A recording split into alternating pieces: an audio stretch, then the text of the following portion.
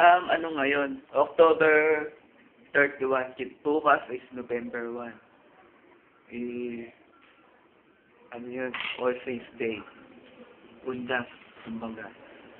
Pupunta kami cemetery bukas. Mamaya darating sila Albert, yung cousin ko. Pati yung auntie ko, si Tito Susan. Punta namin sa North Cemetery, si Papa, si Lola Lake, the baby. Ganyan yung bulaklak. So ito naman ngayon, pagkain may lomi. Nagsain naman ako. Meron akong fever ngayon. Kaya medyo, pero sa bagay, kaya talaga po, gagaling din naman yun.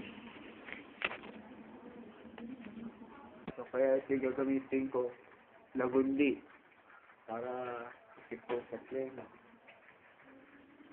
Antibiotic. Saka, Kefiram 40.